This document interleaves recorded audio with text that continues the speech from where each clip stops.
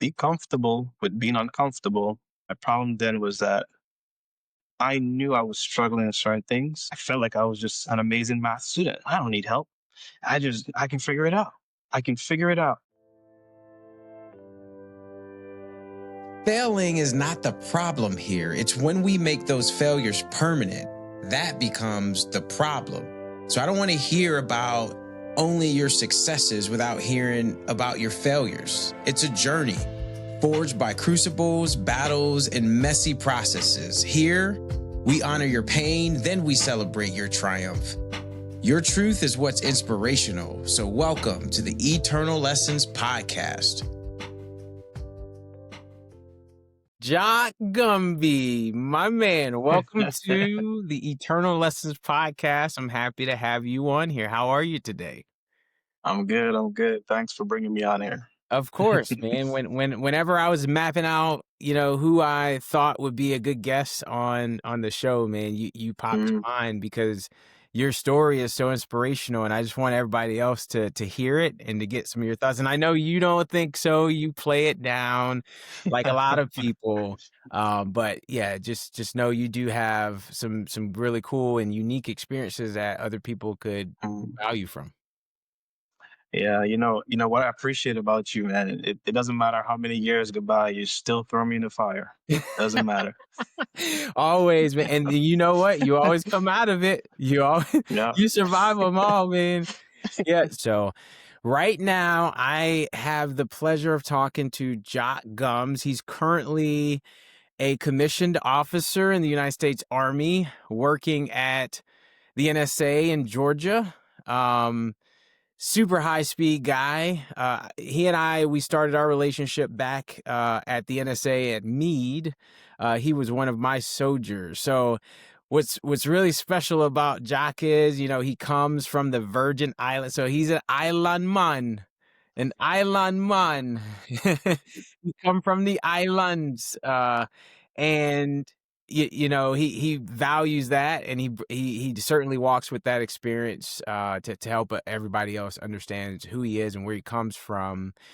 And he was a math teacher in the Virgin Islands. He taught math, and then he had Yeah. this weird idea to say, I'm gonna join the army. And he decided to join the army. He enlisted as a signal intelligence analyst, where his first duty station was at the 704th MI Brigade at Fort Meade, Maryland.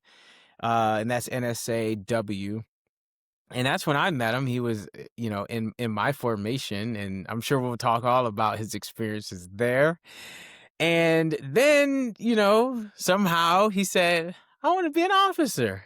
And he pursued that route. And we'll talk a little bit about that as well. So now he's a commissioned officer, has a lovely wife with 3 kiddos. So he is certainly busy and managing both his personal life and professional life. And I believe, Jock, you're company commander, right? You're sitting commander right now. Yes, that's true. I do want to make one correction because in case someone from my unit sees this. So, while we work with partners at NSA Georgia, I am with the 513th MI Brigade. We don't really work in NSA. We work out of the skiff at Lucatina Hall. Ah, Um, but with me okay. being part of the headquarters detachment for my battalion, the Ops Battalion, I work in a building called Raider Hall. They're all close to NSA Georgia, but not really in the building. So I want to make that clarification. Okay. Mhm. Yeah, that's good. Nuance matters, especially in those communities. I know, I Yeah, know. No, yeah, no, thanks. And I mean, that's already a testament to your character. You're talking about being accurate and very meticulous in the things you do. I like it. Okay. All right. So, hey, Jock, we'll go ahead and kick off the podcast here, and I'll just start with a question. Math, like math. Okay, so you were a math teacher. I I, was. the reason I bring this up because I think math kind of plays into a lot of your calculus and how you think. Calculus, you see what I did there? It plays in your calculus and how you think, and I think it's special. Could you tell people why you're so passionate about math and why they might need to be passionate about math as well? Yeah, so that's easy, and it takes me back. So I was wondering, which angle you're gonna start this interview from, and of course, math, right? So I want to be very clear as to who inspired me to truly love math, and that's a lady. Her name is Miss Genevieve Rogers. She was a math teacher in the islands, and so I've known you for a while. Just take your passion for leadership and just put it in math, and that's who that lady was. Mm, When I tell you she was hard on us, she was my high school teacher. Um, if she gave us a math definition and we put a comma wrong or a pronunciation error or a capitalization or anything, points off. Man, she would like no matter what you do, she would find an error. But a lot of students hated it, but I loved it, right? Because she had this thing. She would never tell the class what grade you got, but when she handed out tests, she would put it upside down on your desk, mhm. and if you got a B, she would give you one high five. If you get an A, which like a 90 to a 99, you would get two high fives. But if you got 100%, man, there's this coveted triple high five that she did all the time. There's coveted like, and she would put all the energy into it. She bam, bam, right? And I got so bashful. I don't know. I got so confident um, that when I saw her coming up to my desk, I had my triple high five prepared, like loaded. So when I would hit it, and then I would go like for a big one. And sometimes she would say, "No, no, no, Oh, you that's forgot the great. period." But man, I loved it, and she taught it like a language. And I think Albert Einstein put it best. He was giving a tribute to a lady, um, Miss Emma or Emmy. Correct me. Sorry if I'm wrong, but she passed away, and she was a master of her craft. And then he said, "Pure mathematics is in its way the poetry of logical ideas." And ever since I've heard that, um, it took me back to how she taught math. And I don't know, I just fell in love with it. I fell in love, and I went to college, and I studied math, and she would call me, and even in college, she would call me and say, "Hey, is this Jacques?" I say, "Yes, Miss Rogers." She's like, "How are you doing?" I said, "I'm doing good, Miss Rogers." She's like, Did you graduate yet?" I said, "No, why?" She's like, "Cause I'm holding on for you." She was well into her 70s. She was Mm, very old. She's like, "I'm holding on to you." I was like, "What do you mean?" She's like, "You gotta teach the next generation." wow. I know. So I was like, "Huh?" She's like, "When you graduate, you put in the application. I promise you, they can't say no." Um, so I graduated. I put in an application. I was accepted. So not only did I teach high school math, I taught at the same high school as she taught, taking Wow. over the same exact classes that she taught. She was so Oh my happy. She gave goodness. me all her books. She prayed with me, and she still checks up on me up to this day. Oh Mhm. my gosh, man, Mhm. we all wish for Miss Rogers, man. That is a great. You never shared that story with me. You I did tell know. me you told me about, like, someone having an impact on you in your math pursuit, but man, that was emotional to listen to. Wow, that's awesome, and I'm gonna ask you to distill something down here because this is the Eternal Lessons podcast where we pull out your lessons that you're applying for eternity. So, what do you think is biggest lesson, the biggest lesson that Miss Rogers taught you, or that experience in general? Maybe it was tangential, but just in that experience, or that scenario with Miss Rogers, what's the biggest takeaway from? That's a good one. So some experts in the field, they would argue that math should be considered a field of study, and I do tend to agree. It is a field of study, but she taught it as a language, man. Because when she said 2 plus 2 is equal to 4, she would say, well, in English, the verb, is a verb, right? 2 plus 2, and she would teach us, stop trying to learn it as a subject. pay attention to the small details, everything that you do, because those fundamentals will add up. And once you gain the small details, the big questions that people see and they think is all hard, it's not. It's really not. It's the same small concepts. So in math, when you get it, you get it. And I love that. Some subjects they change as time goes by, but math, man, math is as close to a universal language as we'll ever have. No, that right on, man. I love that lesson because it makes me think about leadership, like you said. Like I'm very passionate about the subject, the art and science of leadership. And it's its own language and it's its own feeling, like, walking into the room and meeting your team for the first time and then working with them for a long time, you start recognizing trend. It's just things that know to pay attention to over time. And I mean, I'm sure there are things you could just look at a math equation and deconstruct that thing from top to bottom and know. And like you You said, that you can do sign. it too. Hey, Jock, I hate math. I didn't have a Miss Rogers, man. I need a Miss Rogers in my life. Oh man, what an incredible experience. No, thanks for sharing that. So, okay, so you went from being a math teacher, you took over, and then what? I mean, you transitioned to joining the army. What happened? So this is tough. So there are two main reasons I joined the army.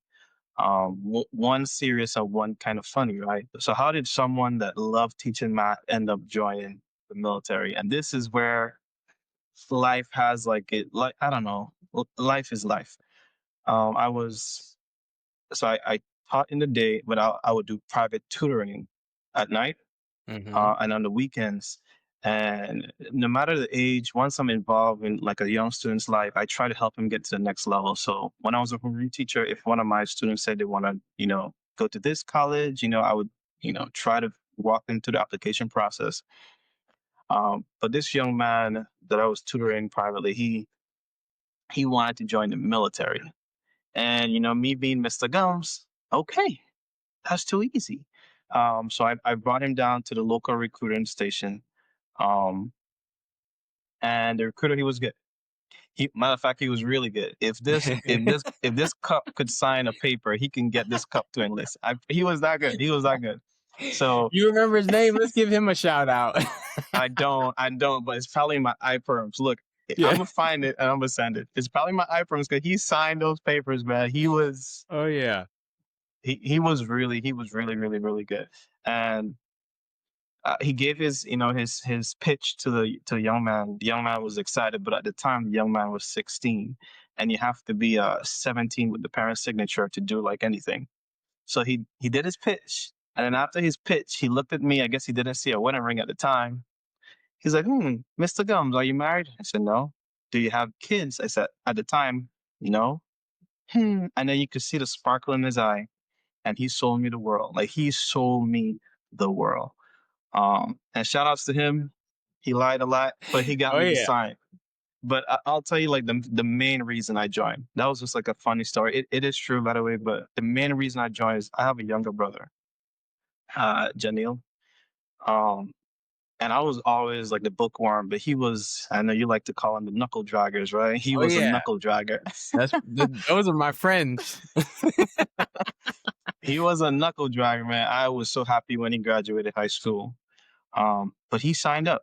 He signed up at 17 and he joined the military. Mm, And, back then they sent him to Afghanistan and he came back. And when I tell you he was a different person, mm, I couldn't believe this was my younger brother. The way he talked, the way he carried himself, mm. his presence, everything changed. Everything changed. Um, I remember asking him, like, hey, man, because we're from a small island. Mhm. I'll get into that a little later, but why in the world did you join? Like, because you're 17, there's so many things you can do on the island. Why did you join? And my younger brother looked at me and said, I fight so that you don't have to. Mm. Mm, mm. That hit me He learned hard, that man. That he hit me learned hard. that in basic training, baby. At Oh, the yeah. time, man, that hit me. Yeah. That hit me. So I was like, man. So even he was away when his son was born, but every time he sent home a note, he would say, I love you guys, and I always fight said, you guys don't have to. So I gained a respect for all of us that volunteered to Mhm. serve because it wasn't during the draft, so he volunteered to go. He knew he wasn't in a position to get scholarships, and he said, Yeah. like, I'm an adult now, I'll figure it out, and this is a way for me to give back, selfless service and still ensure that mom don't have to pay for us anymore. Yeah. So he got me to the fence, Mm. and that recruiter just pulled me over, Yeah. No, pulled me over. that's awesome. Thanks for sharing that, and it makes me Mhm. reflect, and I'm sure the listeners are reflecting on their why and why they chose it if they served in the military. Man, my walk has changed. My talk has changed because of the Army. Yep. A lot of times people ask me, I didn't have a dad growing up, so the Army became my father and taught me the ropes and how, just general values that I didn't have coming out of little old Lithonia, Georgia, Atlanta, Georgia. There's just things that I didn't learn or I wasn't taught. And the Army pulled me in and, you know, the yeah, I used to sag my pants, going out. A- My Ain't no mom never way. knew. Oh, yeah. I used to sag my pants for no reason. Um, and then it's like, why am I doing this? So you talk about a lost kid trying to fit in to the community that he was put in, and you just don't know any better. And then over time, you join this army, and you're immersed in this diverse place, and it's like, wow, there's another world. There are other ways I can do things. Oh, education is important. I can take advantage of that. I can better myself. So getting on this hamster wheel of self-development is something that, pulled me into to the Army. So no, I'm happy. Where's your brother now? Is he still in? Yeah, so no, he medically retired. So after Afghanistan, some few years went by, he did another tour overseas and he injured his leg. And he had the opportunity to stay in, but he thought long about it. Yeah. We spoke several times and he said, man, he's like, hey, he calls me Jay. He's like, Jay, if I can't run with my soldiers, it's Mm, time for me to get out. He mm, said, I can't ask them to run and I'm not there running with them. mm. Yeah, he was a really good NCO. So he Man. got out as Sergeant Gumbs. It hurts him to this day that he had to Yeah. get out. He keeps, and I invite him to my commission. He was my first salute. I gave him my silver coin. Mm. Um, because I won't admit it to him, but he is one of the main reasons I joined. Oh man, Mhm. this is such a special look. I want him on this podcast. I want you put me in contact with your brother. He's coming on Oh, this that's podcast, because that's special. Never ask someone to do something that you cannot do or you're not willing to do. It's a fundamental principle to have. And although he would have gotten respect nonetheless because he's a injured vet, he went to combat, got injured, and came back. Um, he would have been fine living his career out, but yeah, you talk about someone that understands leadership development, and have an impact on others. That's special. Okay. So we'll pivot here. So now you're in. Now yep. you're in. And you said, I want to be a signal intelligence analyst. And they sent you to Fort Meade, Maryland. And that's where we met. So we could kind of talk about our relationship, but tell us about the evolution at Fort Meade. And then again, in line with the podcast, the purpose is to draw lessons. So what were some big lessons out of your enlisted time? There's a lot. So we all come from different walks in life, and I came, as you said, from a small island. It's to put in perspective for the viewers. St. Thomas Virgin Islands. It's 13 miles point to point and 4 miles wide. So it's only about 32 square miles. Um, so needless to say, it was a big transition coming to the States. Mm, So I learned to appreciate the small things in life. Um, so although I took a pay cut being enlisted, I was already accustomed of the simpler things, right? So, like, I'll give some examples.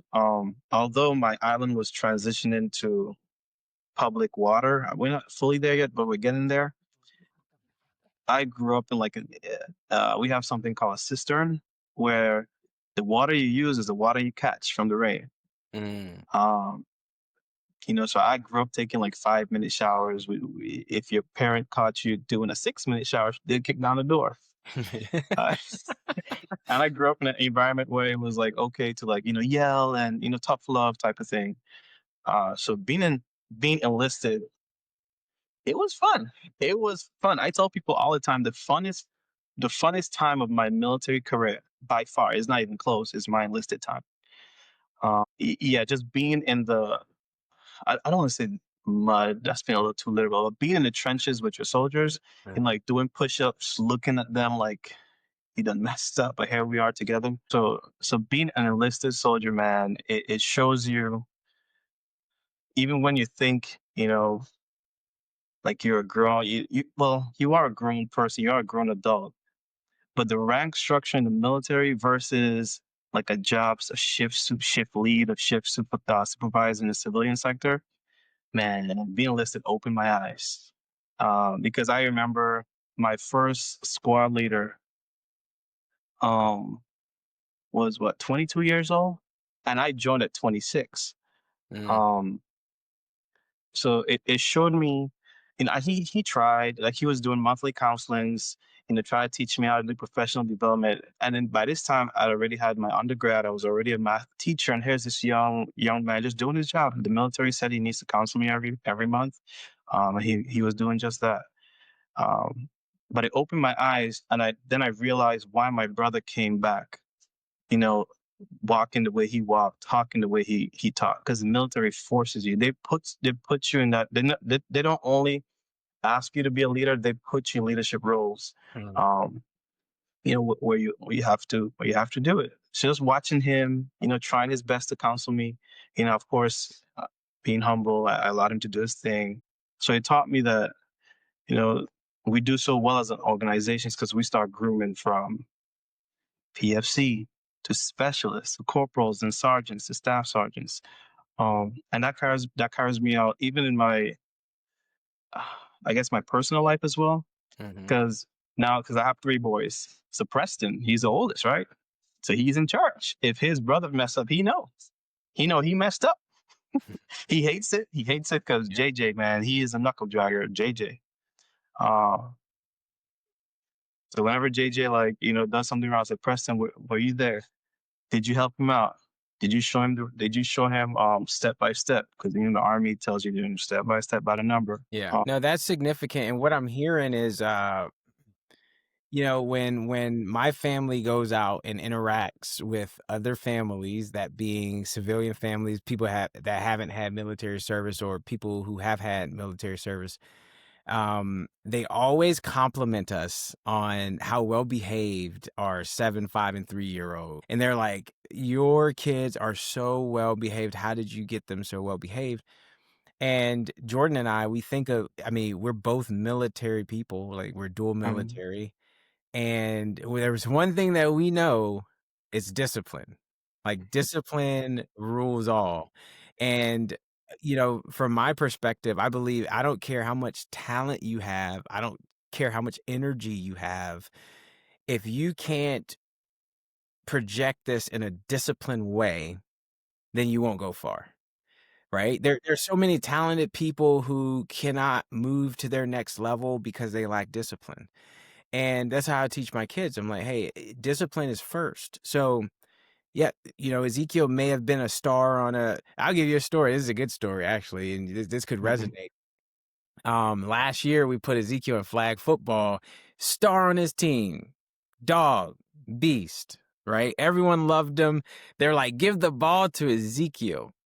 One day he leaves his mouth guard. You cannot play the game if you don't have your mouth guard, right? And we Hmm. go through this ruthless routine before leaving the house. Do you have everything? Do you have your water? I don't pack his bag. He's required to pack his own bag.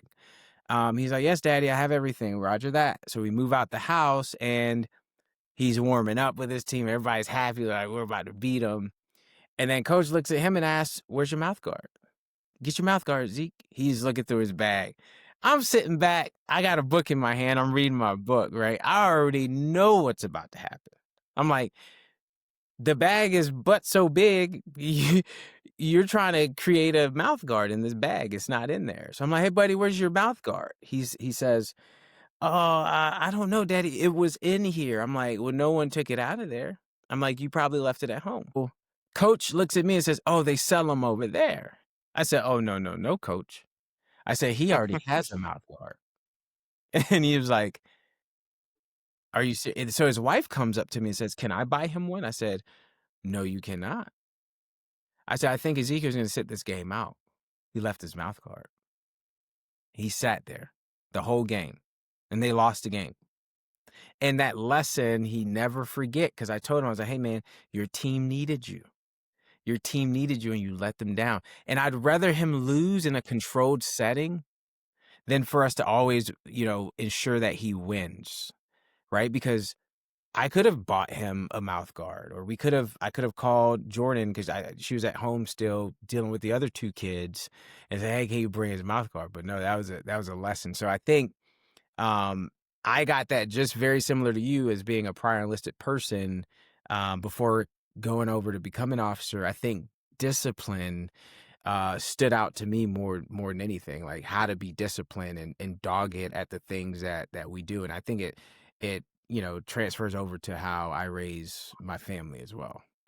Um, so yeah, discipline is important. So just a frequency hop here, still staying with your enlisted days, because I think this is special because you and I are on this call together Oh and boy. we met.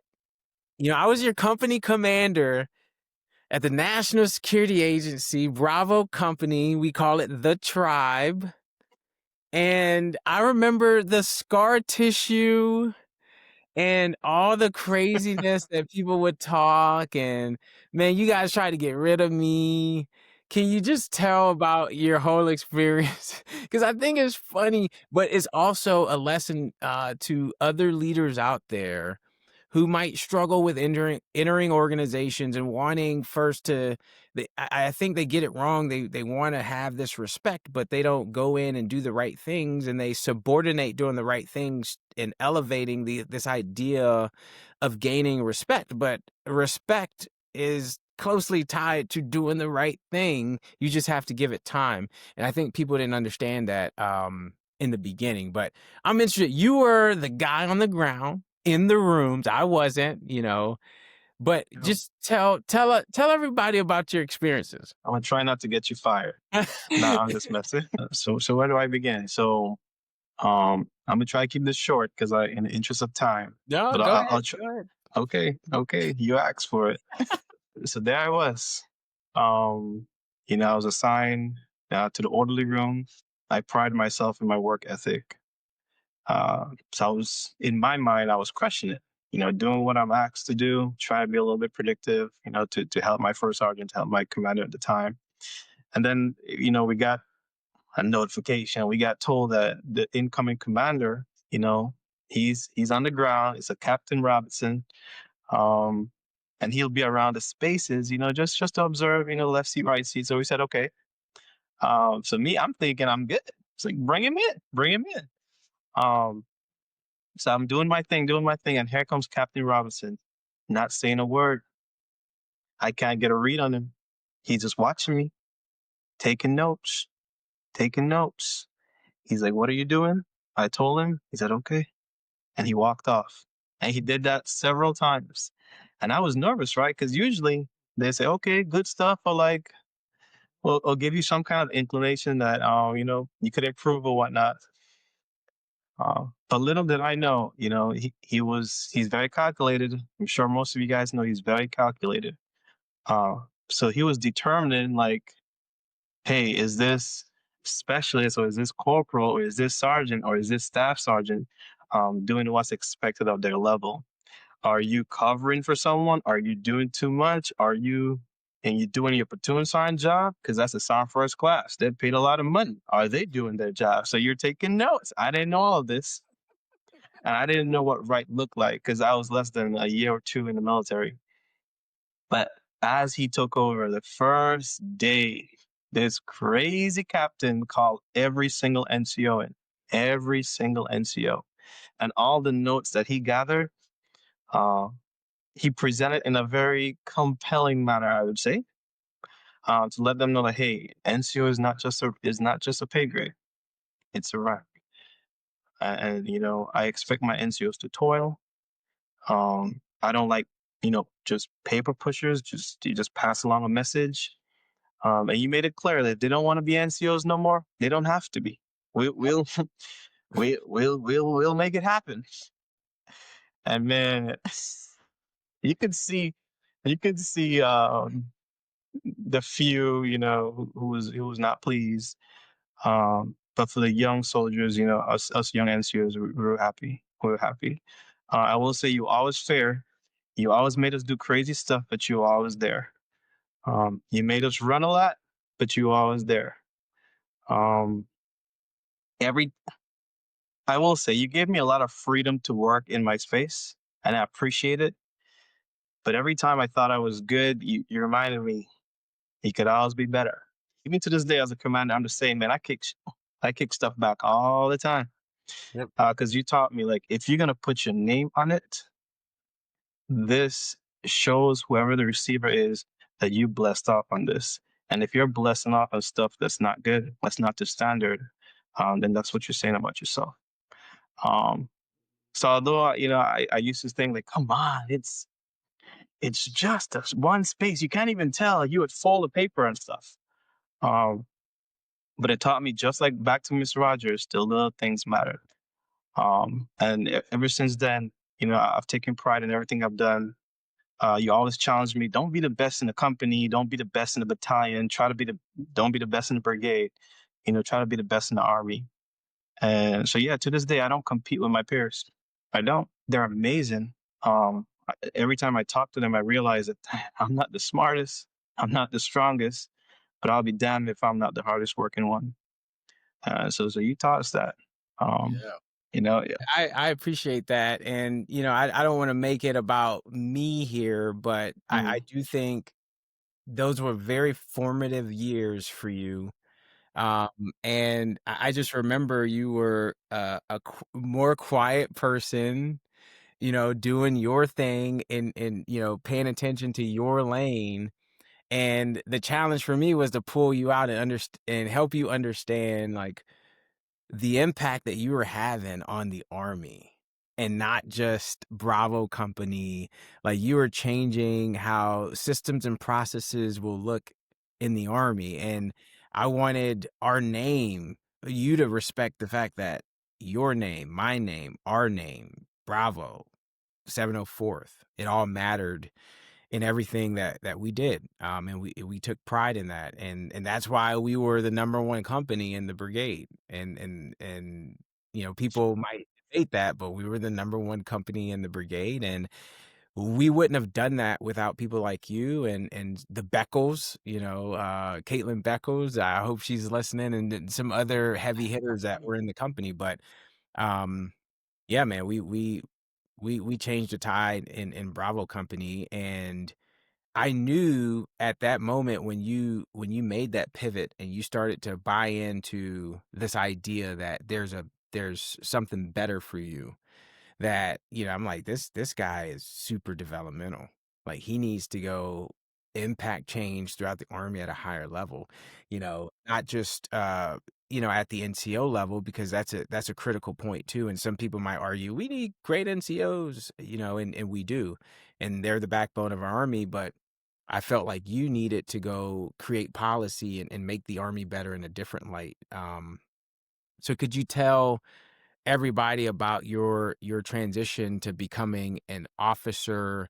What got you there? Why'd you go there? And then you branched Intel. Why'd you pick Intel again? Could you give some thoughts to that? Yeah, and I appreciate all that, by the way. So I will say, working with you, and not just you, but the team, everyone that we had around us, you kind of like you helped me understand that you don't really necessarily have to walk on eggshells. Because that was my biggest fear. Whenever I interacted with an officer prior to yourself, it always seems like they were walking on eggshells, like they were fake. Because they would give the politically correct answer. I mean, not fake in a bad sense, but you could tell that they were trying to say the right thing all the Right, time, right. No, I totally politically correct. yeah. Um, so I was like, why would I want to be that? Like, why would I want to be that? Um, because I'm not fake, man. I'm not fake. I can't do it. But you open my eyes and say, hey, you could thrive. You can be an officer. And you don't have to walk in eggshells. Always do the right thing. But if you're doing the right thing, well, you don't have to be that cautious because you're doing the right thing. There you go. Like, what are you worried about? You know, just do the right thing. And Yeah, if you can, it goes back to if you can explain what you're doing and it's coming from your heart, you know, like you're just do it, man. Move just out. do it. And I want to tell the audience, like every safety brief, this gentleman will just say three words: DWR. There Do you what's go, right. baby. I got that. Every Yeah. single Look, one. I got to give credit to Pat Wilkins. He was my first battalion commander in the Army. And he had this memorandum that he wrote. It was his number one policy letter, and it had 3 letters on it with his signature, and it said DWR, do what's right.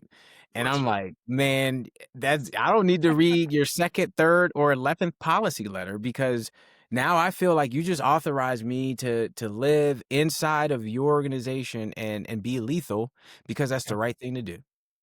Yeah. So I just had to, give that quick shout out, because that kind of like drove part of my decision to switch over and be an officer. And then another one was, well, I joined with a bachelor's degree, and one of my dreams eventually is to be a Dr. Gumbs without sticking someone the needle, right? And that is to be, get a PhD in mathematics, and a lot of officer programs align with that. Mhm. So that was a little tempting, but then seeing the kind of impact that you have as an officer, seeing how one person can transform an organization, how they can maneuver. One thing that you said that really resonated with us was like the reason you give us so much freedom of maneuver in the trenches is because if you're in the trenches, who's doing your job? Who's doing your job? So see you, on top of the hill, just staring us. I was like, okay, okay. So you made being an officer look cool. Like, okay, okay. So I finally made the decision. I said, you know what? And then you also like hinting here and there. You were hinting here and there. You didn't want to make the decision for me, but I was picking it. I was picking it up. Oh, I was picking it up. Yeah. He was telling me about expanding my horizons. About where the type of leader you saw, um, where I can make the most impact. And I didn't know that you were baiting me, but in the back of my mind, it was adding up. I was like, okay, okay, he's making sense. He's making sense. And then when I finally decided to do it, and I sat down, with the OCS board before the packet gets sent up past brigade, just listening to the officers on that panel, I was like, okay, this is where I want to be. This is where I want to be. Because yeah. I guess being a sergeant at the time, I didn't really get to see officers interacting like in a different setting, right? It was always at a command and staff, it's like commanders presenting or something like that. I never got to see officers sit down and just have like a conversation. Mm. So I always figured they was like uptight, rigid, and trying to say the right thing at all times. But that was my first time, and I was like, you know what? I can do this. I can do this. Um, so, anyways, fast forward a little bit. I got accepted to OCS. Thanks to some letter of recommendations from people like yourself. Um, and what's crazy is um, OCS at the time was OML based, right? And I loved it because you compete, and wherever you rack and stack, that's where you branch. And I remember trying like last minute to like put together a branching packet for MI. And I remember you got pissed at me. I was like, why? I was like, it gives me a higher chance to branch MI. He's like, and then you said, if you compete, you don't need a branching packet. It doesn't matter how many MI slots there are. Just be the best. And I'm I like, this man. That's so funny. Yeah, man, I believe it. It's like, what are you talking about? You're trying to improve your chances. The dude, Yeah, just win, just be the win. best. Just be the best, man. He just made it sound so easy. But you know what? You know what? I tell you what. It fueled something in me, right?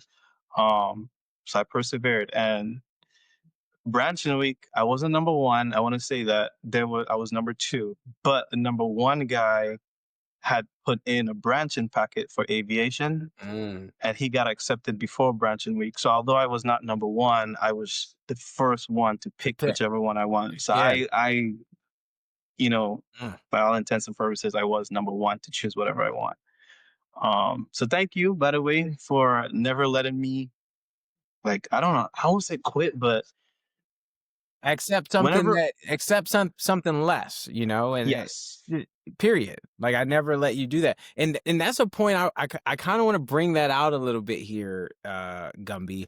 I Mhm. think it's important because when I was enlisted and I was navigating this officership thing before I became an officer, I never thought that I could do it. Realistically, I saw it, people promoted the fact that I could do it, but I never like believed it myself. I never like internalized it and said, yeah, I could do it until things just started happening. And it's like, oh, I got selected. And then you're in the process and it's still unreal. It's like, I didn't commission yet. Anything can go wrong. And then you commission and it's like, oh, it happened. And then you're still thinking like, oh, am I fraudulent? Like, is this real? And could you talk a little bit about like your process of even believing that you were, good enough or that you could do it? Because I remember talking to you back many years ago and you're like, I can do that. I'm like, yeah, man. Yeah, you can. You can do anything you want to do. But even I didn't believe that once upon a time. But once I had gone through it, I'm like, yeah, anybody who wants to do this can do it. Yeah, and so the charge or the authority that commissioned officers have over another adult's life, which is their subordinates, it's crazy. It's not something to be taken lightly. Um, so for me, you know, coming from an island, humble beginnings. At the time, I just didn't know if what if I make the wrong decision, right? What if because once you give an order that's lawful, it's not unethical, it's not immoral. 98% of the times they're gonna execute. Mm. Um, so I didn't feel at the time I had enough military experience to make all those right decisions. Not that I couldn't get there, it's just where I was at the time. Um, and they brought me back because shout out to First on Lee, David Lee. I remembered when you guys laterally promoted me to corporal. We did a field exercise. And of course, I'm a new corporal on the block. So you're going to put me a team leader. And we did an exercise where my team got hit by IED and I froze up. And he lay into me. Rightfully so. He laid into me. What are the things you do? And then he told me, turn around. He said, you see everyone behind of you? Whatever decision you make, they live or die. And so stuff like that, like I take it seriously. So at the time, going back to your question, I was like, man, I don't feel like I've had enough military Mm. experience to make all those right decisions. You know, what if I mess up morale? What if I, take the mantle from another officer, and instead of propelling that unit forward, you know, I make it digress. Like we go backwards. So those are some of the doubts that were in my mind. Truth be told, but having someone as yourself and a few others like Hassan Beckles who'd always give you like a gentle push in your back. It's like, no, you got it. You got it. Just be deliberate in your decisions. Trust your instinct. Just read regulation, and once it's grounded, you know, you'll be okay. You'll Yeah. be okay. So Yeah.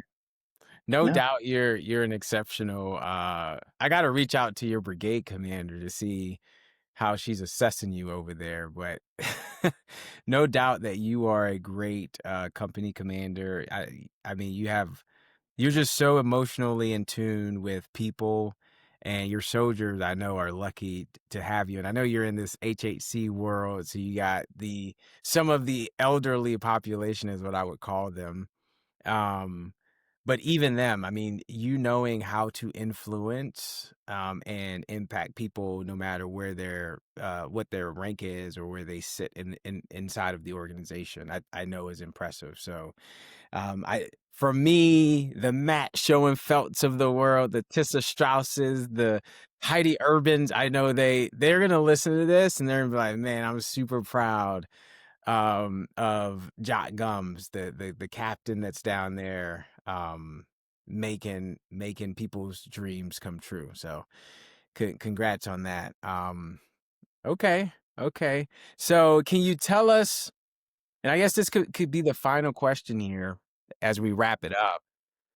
So you're a captain, you competed, you became a company commander, and this is where we started. I was the company commander. You were yeah.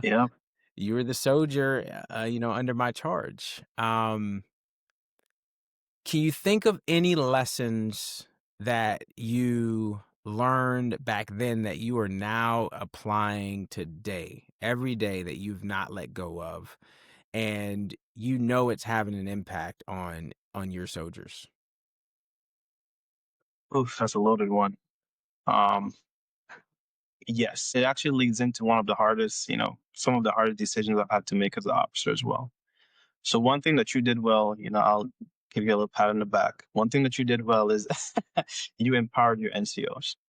Um, and that's a lesson that, because I remember what being empowered felt like. I Mm, remember like walking in to like a meeting and just like, yeah, like I'm confident, like this is my show. Because I know, if someone act up, I'm speaking on behalf of the commander, so I know he got my back. mm, Um, so I try to take that lesson because the NCOs truly, they truly are the backbone of the army.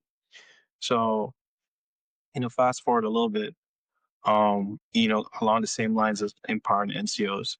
Some of the hardest things I think as commanders, I didn't really have to do it as a staff officer, but as commanders is, imposing non-judicial punishment. It's hard. It's hard for leaders like us that are truly involved and try to insert ourselves like, hey, if I was, that squad leader or team leader, what would I have done different to guarantee? Because I'd be damned if one of my soldiers lose pay or get extra duty. 'Cause, yeah, I've take it personal, right? But I remember what being empowered felt like. So I will never. I always remain fair and impartial. I will never, um, look at an NCO that does their job. I've read through like their plan of action. They do all that they can. They put measures in place. They counsel when we ask them to. I will never look at that NCO and not have their back. mm, Because if you lose your NCOs, especially your junior NCOs, um, those are your workhorses, right? mm, Sorry for lack of better words, but they are the ones in the trenches. Yeah, I care for all my soldiers. I know them and their families, so it hurts me when I may have to impose non-judicial punishment. But I'm not that NCO in the trenches. I'm not that NCO that's calling that soldier, multiple times a day, trying my best to ensure that they're on time. And it comes to a point where that NCO is like, I done tried everything. I done tried everything. So first sergeant, commander, I made this recommendation, not with a willful heart. Um, and here's the proof. Like I tried everything. Um, so empowering those NCOs, trusting their judgment, doing of course my research, um, is a lesson that I've learned. Because once you have empowered NCOs, like my parents are gonna be upset when I say this. If I have empowered NCOs in my staff sections, the captains and lieutenants they could take a week off. They're gonna be all right. Right on. Yeah. They're gonna be all right. Once Yeah. my NCOs are getting after it, like we're good. There We're you good. go. No, 1000% agree with you. And that's exactly what, that was a charge for me, is to authorize my non-commissioned officers to do what they are meant to do. And I mean, we could have a whole philosophical debate on this Yeah. with other people about whether NCOs feel that now based on how, the evolution of the Army has gone by. But I'll tell you, like, if an NCO truly looks at that NCO creed, like, no one is more professional. Mhm. I love that. It's the most powerful creed that has ever been written, frankly. If an NCO looks at that creed and internalizes that creed and lives it, sweats it, bleeds it, there's nothing that a formation cannot do. And that was something that I, like, focused on all day, every day. I don't know if you remember this, but I just thought about, like, different techniques I would do to empower you personally. You had my signature stamp. Do you remember that? So for everybody, I Crazy. would, as a company commander, I did some would say, oh, he's a tyrant, or he just did his own thing. He didn't listen, blah, blah. I did listen, but, I was the guy on the ground. I just had different context. So, my battalion commander and the S3 at the time discouraged me from having a stamp with my signature on it, because they said, well, if anybody gets a hold of it and stamps, then they could, forge your.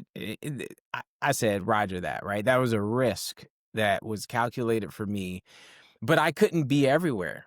I had 160 people in my formation geographically dispersed to the winds, and I was traveling. I was back in sanctuary at Meade every now, like, I needed a trusted agent that could just know how I thought and just execute. And that was you, Jock. I don't know if you remember that. Like, you Yeah. signed stuff. This might get us in trouble. You signed stuff that I didn't even see. I would never know that it was signed. But one thing I knew is that I could trust that you would get it done and Yeah. do it the right way. And that empowerment, man, is wild. And I am not endorsing, hey, lieutenants out there, captains out there, majors, do it right. Okay, do it right. Yeah. Right, but just know you do have some heavy punching people in your ranks and formations that you can trust, and if you empower them, they'll make all the right decisions. But And that's why I said, I was trying to hint towards it without saying it, but I felt like empowered, like empowered. Like I know I could be the best NCOIC of at the time was an orderly room. Like I just knew it. I knew it because my commander fully trusted me, and I wouldn't do anything to break that trust. right, My first sergeant trusted me. right, Even Saramati, like my trainer, the trainer room NCO, he trusted me. So just feeling empowered, I knew what it felt like, and I said, if I'm ever put in that position, I want my NCOs to feel the same way. Because I at the time I was a sergeant E5, but man, I felt like a sergeant first class. mm, Honestly, I felt like anything they could do, I could do. Yeah, they may be more experienced, have a wealth of more knowledge of myself, but I felt like I can do it. I felt like I can just, figure out how to, ask someone or search through the regs. Like I remember what that felt like. And, that's the biggest takeaway I took from your time in command. So dude, yeah. I'm super proud of you, man. I'm super proud of you, and I look forward to watching your career evolve. I will keep my eyes on you, and of course, I'm always here for you to Yeah. vet your craziness through. But yeah, in closing, man, I will ask you one final question, Okay. and take your time to answer it. But I want you to think about life in general.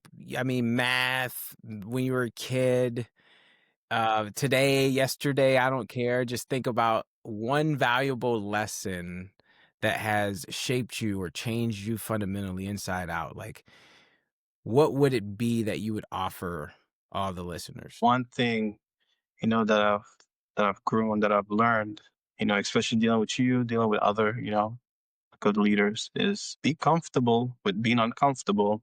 but then also understand that, there's always a bigger fish. So, and I'll explain a little bit. I've seen some people become a victim of their own success. Mm. Um, so in math, like I felt going into college, man, I felt I was the smartest kid on the block. But my favorite subject I got a C in, and I couldn't understand because I was accustomed to getting all straight A's in math, right? But my problem then, that I've solved now, but my problem then was that I wasn't comfortable being uncomfortable. I knew I was struggling in certain things, but I felt like I was just an amazing math student. I don't need help. I can figure it out. I can figure it out. And my professor at the time, they had office hours, and they said, if you guys need some help, come see me. I never went. I never went Mm. because I was too uncomfortable. I was like, nah, that's not like me. I don't need help. So my biggest lesson is, no matter how good you are for officers, if you get all the MQs in the world, be comfortable being uncomfortable. And it's okay to ask for help. It's okay. It's okay. I try to leave every organization a little bit better than when I found it. Because just like yourself, when I transition out, I want to make sure that I leave the system, um, the army, better than how I found it. So any lieutenants out there, like it's okay to not know. When I was a lieutenant, I did not know, but just get comfortable asking like a senior NCO, "Hey, how do you do this?" They're gonna laugh at you. They're gonna say all the LT tropes, but once you learn it, man, you ain't gonna forget it, and it's okay. It's okay. Um, so some of the leaders I've seen them struggle with saying I don't know. Not me. Not me. You know what I like? I like when you did that too. When you was like, I don't know. I remember for some commanding staff where the BC may ask you a question, and that's an orderly room question.